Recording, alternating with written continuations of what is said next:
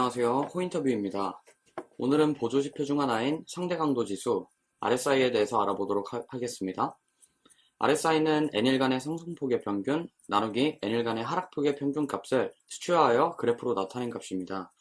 이것이 무슨 뜻인지 보기 쉽게 그림으로 설명드릴게요.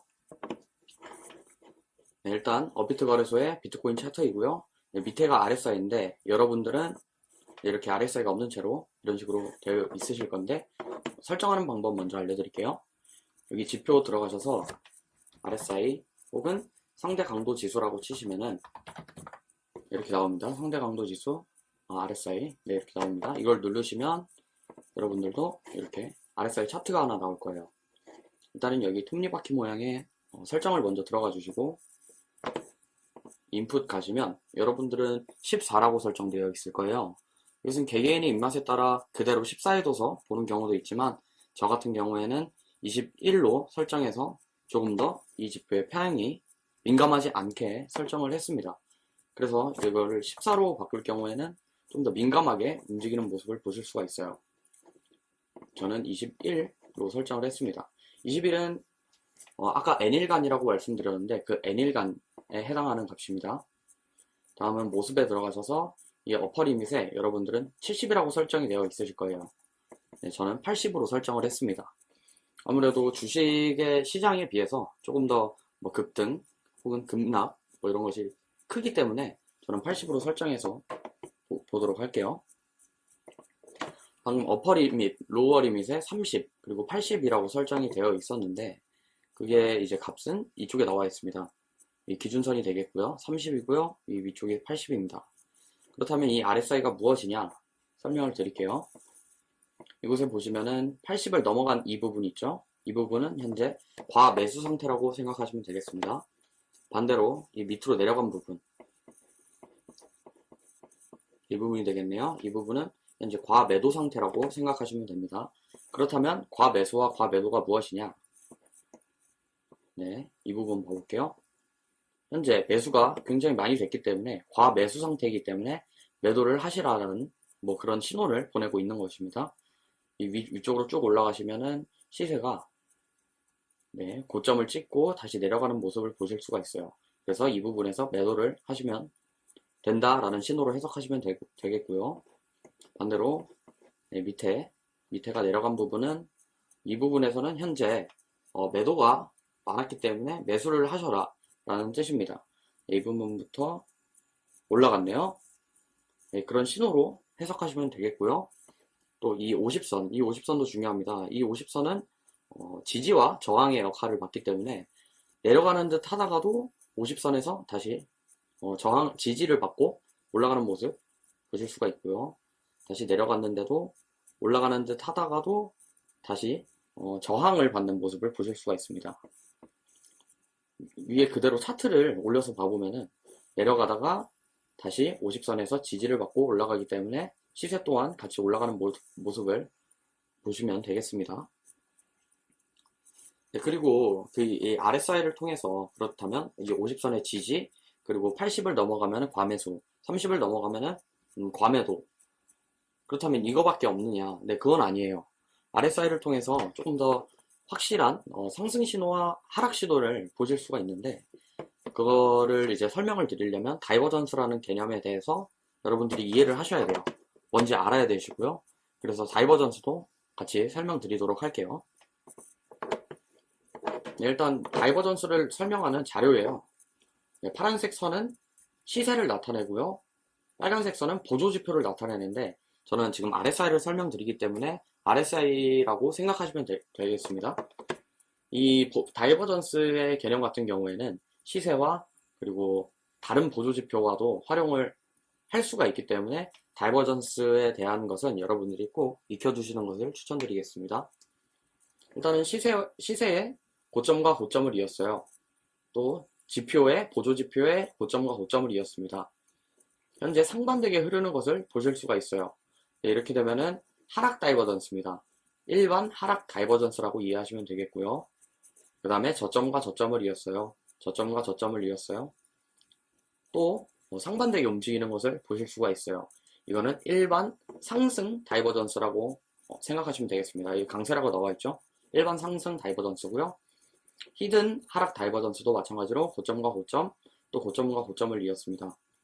상반되게 움직이는 것을 보실 수가 있어요. 네, 히든 하락 다이버전스입니다. 네, 이게 무엇을 의미하냐면 시세가 그 이후에 하락한다는 것을 의미해요. 이 위에도 마찬가지로 시세가 그 이후로 하락할 가능성이 높다라는 것을 시세하고 상승도 마찬가지입니다. 상승할 가능성이 높다, 상승할 가능성이 높다, 저점, 저점, 저점, 저점, 상반되게 흐르죠. 상승할 가능성이 높다. 과장된 다이버전스 같은 경우에는 조금 더 여러분들이 응용을 해서 생각을 하시면 편할 거예요. 고점과 고점을 이었어요. 네, 고점을 첫 번째 만들고 나서 저항선을 만들었어요. 그 다음에 저점을 찍고 다시 고점을 만드는데 이 저항선을 뚫지 못하고 내려가는 모습을 보실 수가 있고요. 보조지표도 고점과 고점을 이었습니다. 네, 보조지표는 내려가는 모습을 보실 수가 있어요. 네, 단지 뚫지 못했을 뿐이지 과장된 하락 다이버전스라고 생각하시면 됩니다. 네, 저번 시간에 배운 저항선과 지지선의 개념에 대해서 조금 이해를 하셨다면 이 그림이 어떤 것인지 이해하실 수 있을 거예요. 또 시세의 저점과 저점을 이었어요. 네, 이것도 마찬가지로 지지선이 첫 번째 저점을 만들고 나서 지지선이 형성이 되었죠. 여기서도 지지선을 뚫지 못하고 다시 올라가는 모습을 보실 수가 있어요. 보조지표도 저점과 저점을 이었는데 상반되게 움직이고 있죠. 이렇게 되면 과장된 상승 다이버전스라고 생각하시면 되겠습니다. 일단 이렇게만 들으면은 어떻게 외워야 될지, 어떻게 공부해야 될지 감이 안 잡히실 텐데 조금 정리해서 설명을 드리자면 하락 다이버전스 같은 경우에는 현재 고점과 고점, 고점과 고점, 여기서도 히든 하락 다이버전스에서도 고점과 고점, 고점과 고점, 과장된 다이버전스에서도 고점과 고점, 고점과 고점을 이으신 것을 볼 수가 있습니다. 네, 이렇게 될 경우에는 전부 다 하락이에요. 네, 하락 다이버전스라고 이해하시면 되겠고요. 반대로 상승 다이버전스 같은 경우에는 저점과 저점, 저점과 저점, 히든도 저점과 저점, 저점과 저점, 과장된 상승 다이버전스도 저점과 저점, 저점과 저점을 이으신 것을 볼 수가 있습니다. 그래서 여러분들이 외우실 때 편하게 하락 다이버전스 같은 경우에는 고점을 이었는데 상반되게 나온 경우라고 생각하시면 되겠고요. 저점과 저점을 이었는데 상반되게 나온 경우는 상승 다이버전스라고 생각하시면 되겠습니다. 일반적으로 일반 다이버전스보다 히든 다이버전스가 나왔을 때 조금 더 강력하다라고 생각하시면 되겠습니다. 일반 하락 다이버전스와 히든 상승 다이버전스가 나왔을 때 히든 상승 다이버전스가 조금 더 힘이 세다라고 생각하시면 됩니다. 네, 다시 비트코인 차트로 들어와서 다이버전스에 대해서 한번 봐보도록 할게요. 현재 시세의 고점과 고점을 이었어요. 올라가고 있죠? 지표에 고점과 고점을 이었습니다. 내려가고 있어요. 아까 고점과 고점을 이으면 하락 다이버전스라고 했죠? 그렇기 때문에 시세는 이 이후에 하락을 할 것이다. 따라서 시세가 하락하는 것을 보실 수가 있어요. 뭐 다이버전스가 나왔을 때 매도를 하시면 되겠죠? 반대로 저점과 저점을 이었어요. 저점과 저점을 이었어요. 네, 말씀드린 대로 저점은 상승 다이버전스를 의미합니다. 상승 다이버전스 이후에 상승하는 모습 보실 수가 있고요. 또 고점 고점, 지표의 고점 고점, 상반되게 흐르죠. 그렇다면 하락, 시세의 하락이 이어지고요. 저점과 저점, 저점과 저점을 이었어요. 그 다음은 시세의 상승이 이루어지는 것을 보실 수가 있습니다.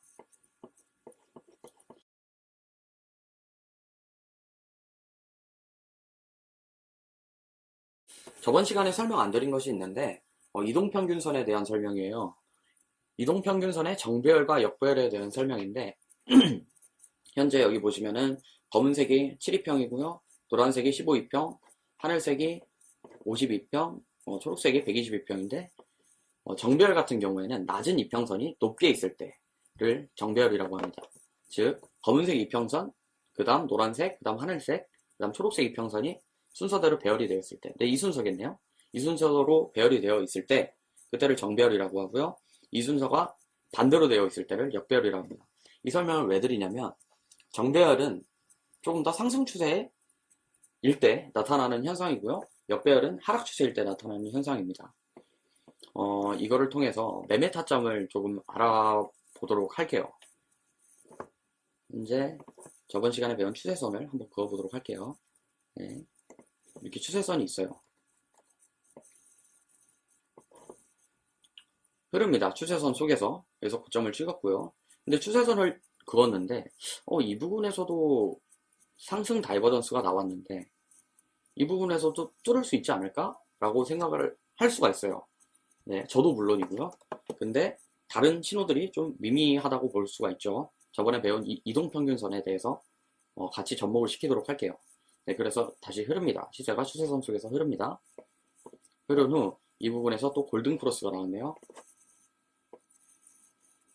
네, 그러면은 이 부분에서 매수를 하실 수도 있고요. 또 15이평, 즉 노란색 이평선이 하늘색 이평선을 뚫은 네, 이 부분에서도 매수를 하실 수가 있어요. 왜냐하면 추세선 속에서 골든 크로스가 나왔기 때문에 이 부분에서는 이 추세선을 뚫을 수도 있겠다라는 관점이 생기고요. 또 상승 다이버전스의 흐름 속에서 이 부분에서 네, 방금 말씀드린 대로 이동평균선이 골든 크로스가 나왔기 때문에 조금 더 추세선을 뚫을 가능성이 높다라고 생각하실 수가 있는 겁니다. 그래서 이 부분에서 매수를 하셨다고 가정을 해봅시다. 그 다음에 네, 하락 다이버전스가 나왔어요. 네, 이 부분에서도 내려가다가 데드크로스가 나왔지만 단기 데드크로스죠. 그래서 고점을 찍었는데 하락 다이버전스가 나왔어요. 네, 하락 다이버전스가 나왔습니다. 그러면은 이 이후에는 하락할 가능성이 높은데 이 부분에서 데드크로스가 나왔죠. 또 노란색 이평선이 하늘색을 뚫은 이 부분도 있겠네요. 이렇게 뚫으면서 역배열로 바뀌고 있습니다. 아까 말씀드린 이 부분에서는 정배열로 바뀌는 것을 보실 수가 있고요. 그래서 이제 하락 추세겠구나. 그럼 여기서부터는 안 올라갈 가능성이 높겠다. 그래서 이 부분이나 이 부분에서 여러분들이 충분히 매도를 하실 수가 있다라는 거죠. 네, 그래서 그 뒤에는 시세가 하락하는 모습을 볼 수가 있습니다.